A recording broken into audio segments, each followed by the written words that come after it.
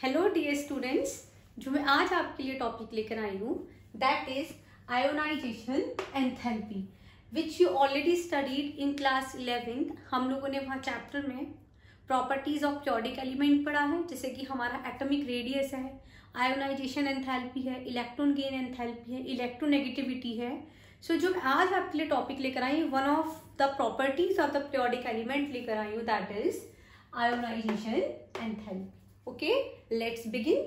तो ionization enthalpy my dear students है क्या? देखिए, the energy required to remove an electron from isolated gaseous atom in its ground state.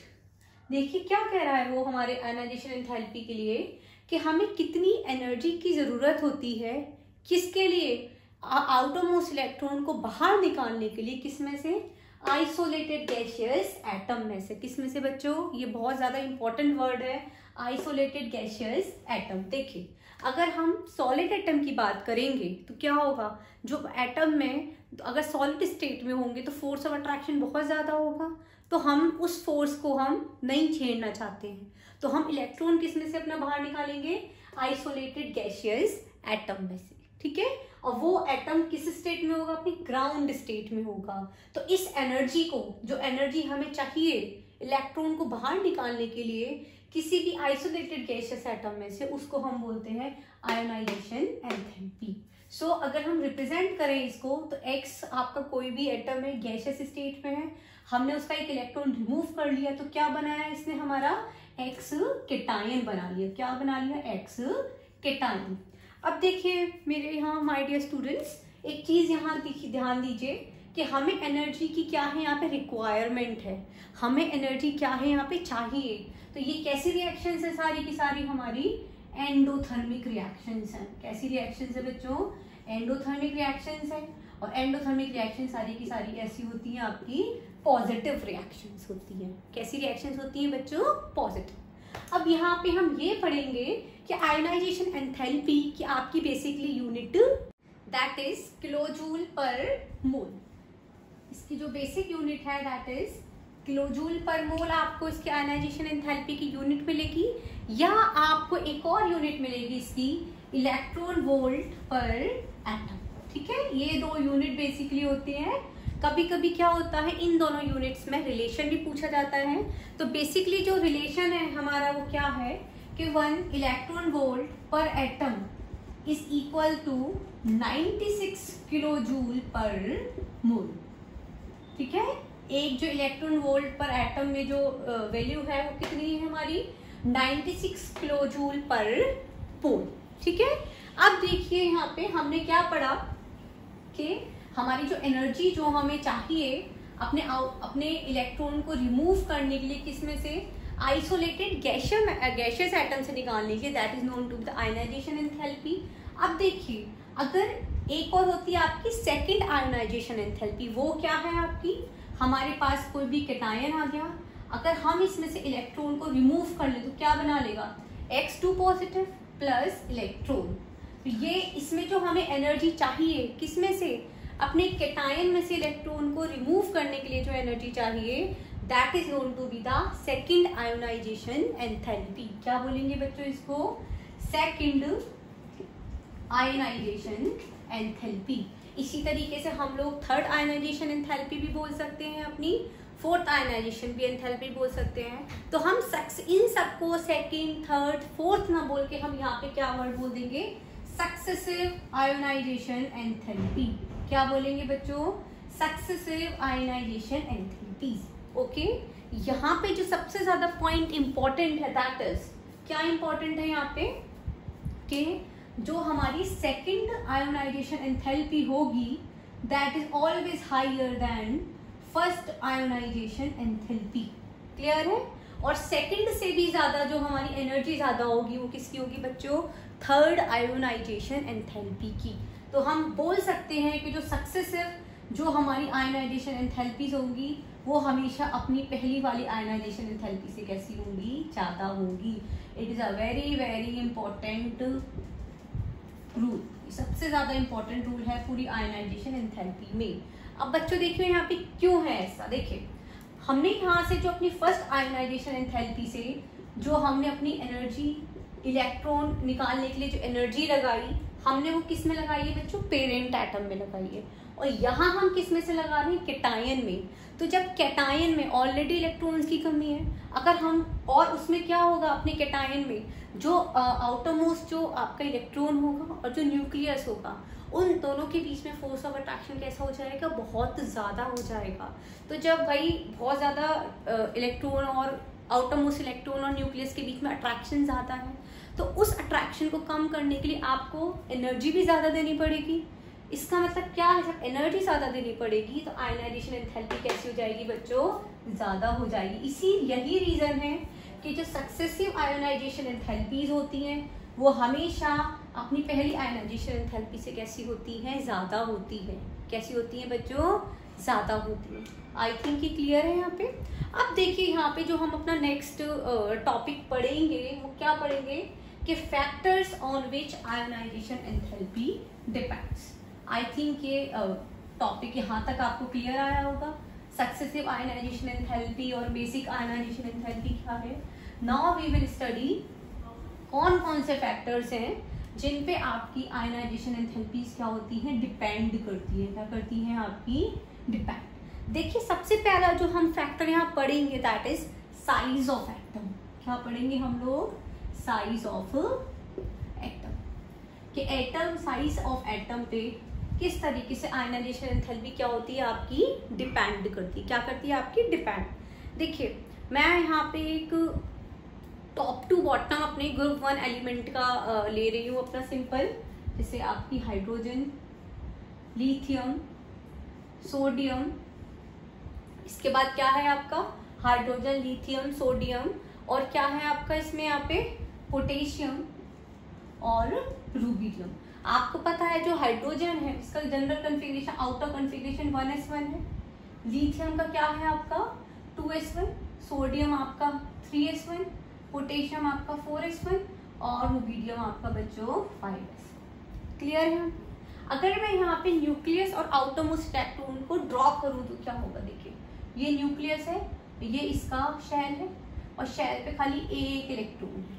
Clear है? यहाँ पे 2s का मतलब क्या है? यहाँ पे दो शेल्स है, ये हमारा न्यूक्लियस, ये इसका 1s और ये हमारा 2s। यहाँ पे होगा इस लाइक वाइज ये न्यूक्लियस है, ये 1 शेल, ये सेकंड शेल और ये हमारा 3rd शेल। क्लियर है? लाइक वाइज यहाँ पे क्या है हमारा? एक न्यूक्लियस, शेल, 2s, 3s और ये हमारा बच्चों 4s। क्लियर है यहाँ पे? अब देखिए जैसे ही हम हाइड्रोजन से पोटेशियम की तरफ आ रहे हैं तो यहाँ पे क्या है? अट्रैक्शन बहुत ज्यादा है आउटर मोस्ट शेल न्यूक्लियस में। सेकंड पे देखिए यहाँ भी अट्रैक्शन बहुत ज्यादा है, लेकिन इसके कंपैरिजन में कैसा है? लेस है। अब यहाँ पे देखिए यहाँ भी अट्रैक्शन है, लेकिन इसके कंपैरिजन में लेस है। फिर 4 पे आइए, यहाँ भी अट्रैक्शन है, लेकिन इसके कंपैरिजन में पहले 3 के कंपैरिजन में कैसा है? और ज्यादा कम है। तो यहाँ पे हमने साइज ऑफ एटम से पढ़ा कि जैसे जैसे हमारा एटम का साइज बढ़ता जाएगा आयोनाइजेशन एंथैल्पी क्या कर जाएगी बच्चों? डिक्रीज हो जाएगी, घटती जाएगी। तो हम यहाँ बोल सकते हैं कि जो रेडियस है हमारा it is inversely proportional to ionisation enthalpy. जैसे जैसे रेडियस बढ़ेगा आयोनाइजेशन एंथैल्पी कैसी करती जाएगी? डिक्रीज होती जाएगी। या हम बोल सकते हैं अगर रेडियस हमारा कम है तो आयोनाइजेशन एंथैल्पी कैसी होगी बच्चों? ज्यादा होगी। क्लियर है यहाँ पे? ये हमारा हो गया साइज ऑफ एटम। अब सेकंड जो हम यहाँ पढ़ेंगे दैट इज पेनिट्रेशन इफेक्ट। क्या पढ़ेंगे बच्चों यहाँ पे? Penetration effect.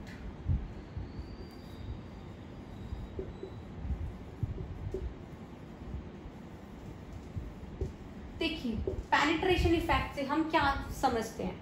अगर मैं यहाँ पे सेम शेल की बात करूं, if I am talking about same shell, तो हमें पता है कि जो S है वो हमारे न्यूक्लियस के ज्यादा क्लोज होगा, तो उनके बीच में अट्रैक्शन ज्यादा होगा। फिर उसके बाद किस में होगा? आपके P में होगा, उसके बाद आपका D में होगा और सबसे कम अट्रैक्शन होगा आपके F में। If I am talking about same shell, अगर हम सेम शेल की क्या कर रहे हैं यहाँ पे बात कर रहे हैं। तो यहाँ पे बेसिकली हमने ये पढ़ा है पेनिट्रेशन इफेक्ट में। यहाँ मैं आपका एक क्वेश्चन लेती हूँ कि why first ionisation enthalpy of boron which is having the, आपको पता है एटॉमिक नंबर बेसिकली 5 है, इज लेस देन बेरिलियम। ठीक है, सबसे पहले क्या कर लेते हैं, इसका कॉन्फ़िगरेशन लिख लेते हैं। तो बोरोन 5 है तो क्या हो जाएगा 1s2 2s2 2p1। अब बेरिलियम का क्या है 4 है तो 1s2 2s2। अब देखिए हमें जो आउटर मोस्ट इलेक्ट्रॉन जो बोरोन में से निकालना है दैट इज फ्रॉम p में से हमें निकालना है, और बेरिलियम के केस में हमें किस में से निकालना है बच्चों, s में से निकालना है। अब मुझे बताइए, आपने पेनिट्रेशन इफेक्ट पढ़ा, आपने पेनिट्रेशन इफेक्ट में क्या पढ़ा कि s orbit have more very powerful penetration effect to the nucleus as compared to p. P have the more powerful penetration effect as compared to D, and D have more penetration effect as compared to the F. तो फिर इसका मतलब क्या है कि हमें जो energy देनी है आउटर मोस्ट इलेक्ट्रॉन को बाहर निकालने के लिए बोरोन में कैसी देनी पड़ेगी, इन दोनों के कंपैरिजन में बोरोन की कैसी होगी बच्चों, कम होगी। कैसी होगी, लेस होगी, क्योंकि P में से हमें निकालना है भाई, उसके बीच में न्यूक्लियस और आउटर मोस्ट इलेक्ट्रॉन के बीच में अट्रैक्शन कम है इसके कंपैरिजन में। इसका मतलब क्या है कि जो बोरोन की जो फर्स्ट आयनाइजेशन एंथैल्पी होगी हमारी वो कैसी होगी बच्चों, लेस होगी as compare to the beryllium, as compare to the beryllium. Clear है बच्चों यहाँ पे, ठीक है। अब हम थर्ड जो पढ़ेंगे दैट इज इलेक्ट्रॉनिक कॉन्फ़िगरेशन। क्या पढ़ेंगे हम यहाँ पे, इलेक्ट्रॉनिक कॉन्फ़िगरेशन। आपने electronic configuration you find out in the quantum number, आपने क्वांटम नंबर्स में आप लोगों ने सब पढ़ा हुआ है, how to find out the electronic configuration, आपने ऑब्वो प्रिंसिपल पढ़ा हुआ है। उसके बाद आपने हुन्स रूल पढ़ा है, किस तरीके से हम इलेक्ट्रॉन्स को डोनेट करते हैं, शेल्स में अपने फिल करते हैं, तो वहीं से आपका इलेक्ट्रॉनिक कॉन्फ़िगरेशन है। आपने वही क्वांटम नंबर्स में एक चीज पढ़ी है कि that half filled and fully filled,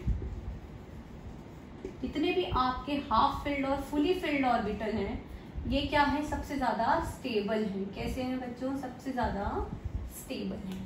अब हर कोई अपनी लाइफ में क्या चाहता है, stability, like us that we want stability in life, कि हमारे पास बहुत पैसा हो, हमारे पास अच्छा घर हो। उसी तरीके से हर कोई अपना एलिमेंट क्या चाहता है, स्टेबल कॉन्फ़िगरेशन चाहता है। और स्टेबिलिटी उनके पास कैसी आती है, या तो कॉन्फ़िगरेशन हाफ फिल्ड हो या उनका कॉन्फ़िगरेशन बच्चों कैसा हो, फुली फिल्ड हो। तो अगर हमारे पास हाफ फिल्ड और फुली फिल्ड कॉन्फ़िगरेशन होगा, इसका मतलब क्या है कि we need more energy to remove the electron from isolated gaseous atom as compared to the others electronic configuration। Clear है आप? तो यहाँ पे मैं एक क्वेश्चन लेती हूँ कि why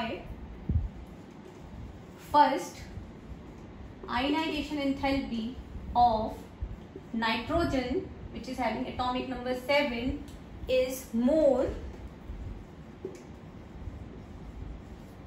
than oxygen।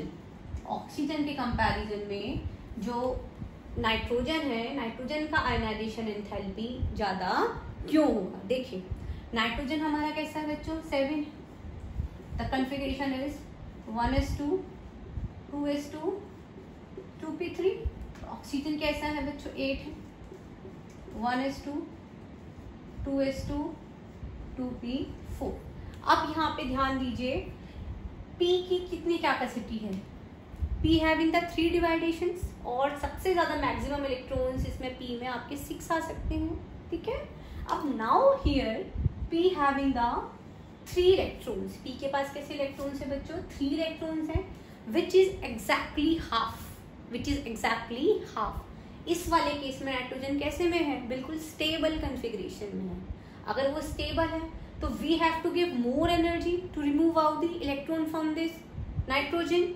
और in case of oxygen P4 P आपके पास कैसा है बच्चों, 4 है, इस कॉन्फ़िगरेशन स्टेबल नहीं है, तो इसमें हमें एनर्जी तो देनी पड़ेगी, लेकिन नाइट्रोजन के कंपैरिजन में कैसी देनी पड़ेगी, आपको कम एनर्जी देनी पड़ेगी। That's why the first ionisation enthalpy of nitrogen is more as compare to the oxygen. Clear है यहाँ पे, ठीक है। ये आपके बेसिक फैक्टर्स हैं on which ionisation enthalpies depend करती है, आपकी क्लियर है। इसके बाद हम एक बहुत छोटी सी और चीज यहाँ पढ़ लेते हैं कि what is the trend of ionization enthalpy as we move from top to bottom and left to right। अगर हम टॉप टू बॉटम की बात करें और लेफ्ट टू राइट की बात करें अपने ग्रुप्स और पीरियड में, तो आयनाइजेशन एंथैल्पी क्या करेगी, किस चीज पे डिपेंड करेगी। देखिए, as we move from left to right, left to right पे जाने पे हमेशा आयनाइजेशन एंथैल्पी इंक्रीजेस। क्या करती है आयनाइजेशन एंथैल्पी, इंक्रीज करती है, ठीक है। अगर मैं बात करूं अपनी आयनाइजेशन एंथैल्पी की, जैसे कि आपकी लिथियम है, बेरिलियम है, ठीक है, लिथियम है, आपका बेरिलियम है, आपका बोरोन है, कार्बन है, नाइट्रोजन है, ऑक्सीजन है, फ्लोरीन है, नियॉन है, ठीक है। तो हमेशा लेफ्ट टू राइट करने में क्या होगी, आयनाइजेशन एंथैल्पी ऑलवेज इंक्रीजेस। यहाँ देखिए क्या है आपका 1s2, आपका बेसिकली 2s1 है यहाँ पे क्या हो जाएगा आपका 1s2, आपका 2s2 हो जाएगा। यहाँ पे क्या हो जाएगा आपका बोरोन का 1s2 2s2, आपका 2p1 हो जाएगा। यहाँ पे क्या हो जाएगा आपका 1s2 2s2 2p2 हो जाएगा। यहाँ पे आपका 2s2 2p3 हो जाएगा नाइट्रोजन के लिए। ऑक्सीजन के लिए आपका 2s2 2p4 हो जाएगा। Fluorine having 2s2 2p5 and neon having the configuration 2s2 2p6। Clear है यहाँ पे। इस तरीके से 2s2 2p6 तक क्या करता रहेगा ये बच्चों, आगे हम इसको बढ़ाते रहेंगे। अब देखिए स्टेबल कॉन्फ़िगरेशन को छोड़कर इसका बेरिलियम का ज्यादा है, लेकिन बेरिलियम का कैसा है आपका बोरोन के कंपैरिजन में ज्यादा है, जो हम ऑलरेडी पढ़ चुके हैं। अब बोरोन और इसके कंपैरिजन में कार्बन का ज्यादा होगा, कार्बन और नाइट्रोजन में हमेशा नाइट्रोजन का ज्यादा होगा, फिर नाइट्रोजन और ऑक्सीजन में ये वाला ज्यादा होगा। इस तरीके से हम लोग जनरल ट्रेंड्स पढ़ते हैं। बस यहाँ पे एक एक्सेप्शन है और एक आपका यहाँ पे एक्सेप्शन है, जो ऑलरेडी हम लोग फैक्टर इसमें स्टडी कर चुके हैं। देखिए जनरली आयनाइजेशन एंथैल्पी इंक्रीज क्यों करती है। देखिए when we go move from left to right, हमारा जो शेल है वो तो दो, ये वाले 2, ये यहाँ से 2, ये तो आपके ऑलरेडी सेम है, ठीक है। और एटॉमिक नंबर क्या कर रहा है, बढ़ रहा है।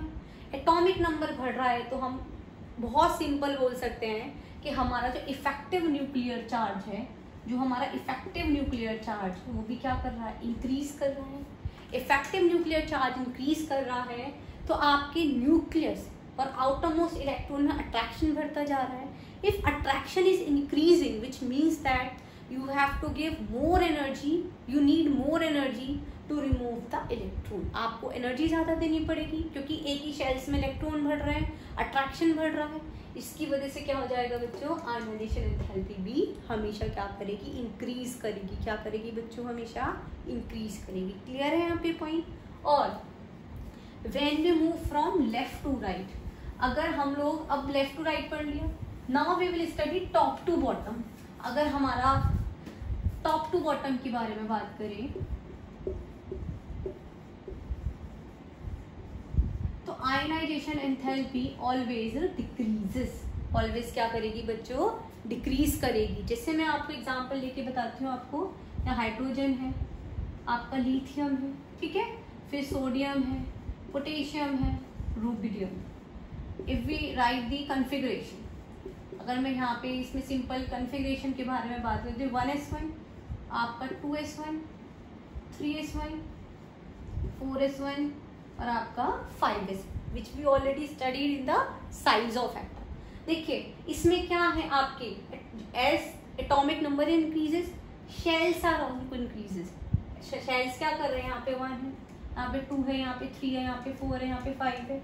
आपके शेल्स भी इंक्रीज कर रहे हैं। इसका मतलब क्या है, जो अट्रैक्शन है आपका nucleus and the outermost electron, वो क्या होता जा रहा है, डिक्रीज होता जा रहा है। क्या होता जा रहा है बच्चों, यहाँ पे डिक्रीज होता जा रहा है, which means that you need very less energy to remove the outermost electron from the isolated gaseous atom. तो आयनाइजेशन एंथैल्पी क्या करेगी, हमेशा डिक्रीज करेगी as we move from top to bottom.